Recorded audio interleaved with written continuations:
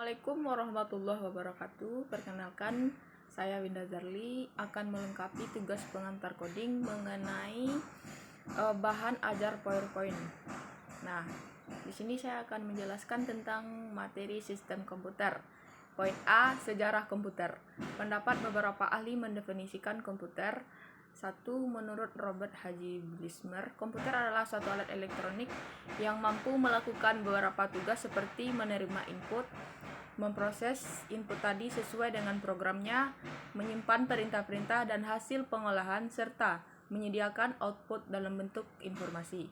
Yang kedua, menurut William Sawyer, komputer merupakan mesin multiguna yang dapat diprogram, yang menerima data atau fakta-fakta dan gambar-gambar keras atau kasar, dan memproses atau memanipulasi ke dalam informasi yang dapat kita gunakan.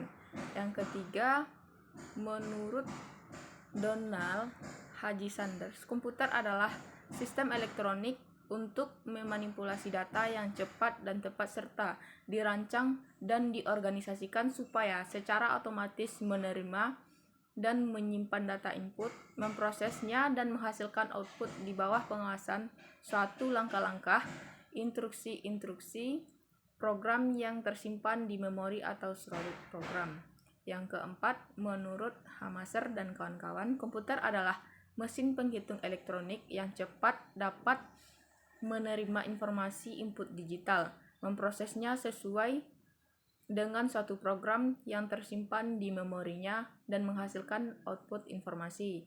Nah, yang terakhir, menurut Jugianto, komputer adalah alat elektronik yang menerima input data, mengolah data, dan memberikan informasi dengan menggunakan suatu program yang tersimpan di memori komputer atau storage program, dan menyimpan program dan hasil pengolahan yang bekerja secara otomatis. Poin yang kedua yaitu tentang fungsi komputer saat ini. Nah, yang pertama, komputer menjadi alat bantu administrasi. Contohnya saat melakukan interaksi pembayaran. Yang kedua, komputer menjadi alat bantu komunikasi. Nah, contohnya pada saat pandemi sekarang ini, mahasiswa atau para pelajar membutuhkan komputer sebagai alat komunikasi belajar daring atau online dengan media lainnya. Nah, yang ketiga, komputer menjadi alat bantu multimedia. Yang keempat, komputer menjadi alat bantu pengendali sistem industri. Yang kelima, komputer menjadi alat bantu produksi entertainment, contohnya digunakan di media hiburan. Nah, yang selanjutnya, komputer menjadi alat bantu periksa kesehatan. Yang terakhir, komputer menjadi alat bantu kendali perang. Poin selanjutnya itu 5 generasi komputer. 1. Generasi pertama atau tabung vakum ditemukan pada tahun 1946. Yang kedua, generasi transistor ditemukan sekitar tahun 1959 hingga 1965. Yang ketiga, generasi ini disebut dengan generasi ketiga, pertama kali dikembangkan oleh Jack Kilby. Yang keempat, generasi mikroprosesor pertama kali dibuat oleh IBM pada tahun 1971. Nah, yang terakhir, generasi AL atau R ditandai dengan munculnya smartphone, tablet, netbook, dan lain-lain. Yang poin selanjutnya tentang sistem komputer. Supaya komputer dapat digunakan untuk mengolah data, maka harus berbentuk suatu sistem yang disebut dengan sistem komputer. Nah, komponen sistem komputer ini terdiri atas 3 bagian. Yang pertama hardware, yang kedua software, dan yang terakhir yaitu brainware. Nah, sistem komputer dapat kita jelaskan. Yang pertama, hardware atau perangkat keras adalah peralatan fisik komputer itu sendiri. Yang kedua, software atau perangkat lunak adalah program yang berisi perintah-perintah untuk melakukan proses tertentu. Dan yang terakhir yaitu brainware adalah manusia yang terlibat di dalam mengoperasikan serta mengatur sistem komputer. Poin selanjutnya tentang arsitektur komputer. dapat kita lihat pada gambar, yaitu terdiri atas input drive, output atau ports yang terdiri atas central processing unit atau CPU dan memori. Dan selanjutnya tentang bagian komputer. Nah, dapat kita lihat banyak sekali bagian komputer ya. Yang pertama yaitu speaker, ya, dapat dilihat dengan tanda panahnya. Yang kedua monitor. Yang selanjutnya CD atau DVD drive, yaitu dan sistem unit, printer, head drive, flash memory,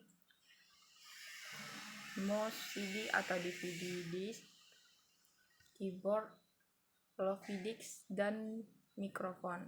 Nah, yang lainnya.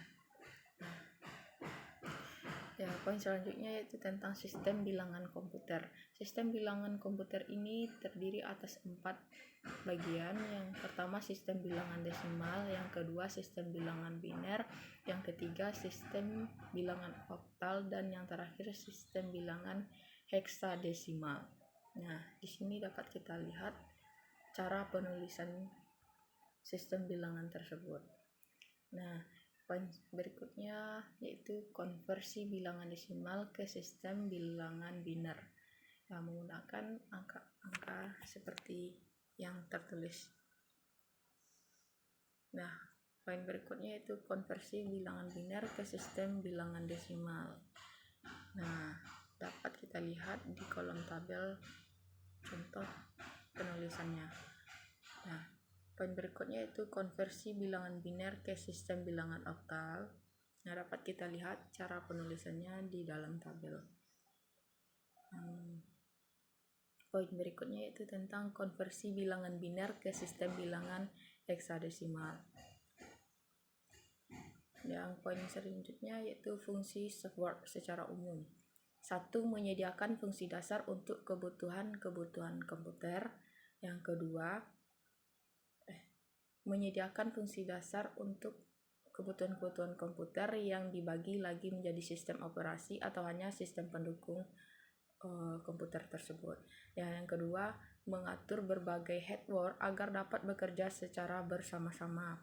Yang ketiga, sebagai penghubung antara software yang lain dengan hardware. Yang keempat, sebagai penerjemah software lain dalam instruksi ke dalam bahasa mesin sehingga dapat diterima oleh hardware. Yang terakhir yaitu sebagai pengidentifikasi program. Nah, poin selanjutnya itu tentang perangkat lunak sistem. Nah, perangkat lunak sistem ini terbagi menjadi 3 bagian. 1. Bahasa program, yang kedua sistem operasi, yang ketiga utility. Yang poin selanjutnya yaitu perangkat lunak aplikasi. Terbagi atas 7 bagian atau terdiri atas 7 buah contoh. Yang pertama yaitu perangkat lunak perusahaan atau enterprise. Yang kedua, perangkat lunak infrastruktur atau perusahaan. Yang ketiga, perangkat lunak informasi kerja. Yang keempat, perangkat lunak media dan hiburan. Yang kelima, perangkat lunak pendidikan. Yang keenam, perangkat lunak pengembangan media.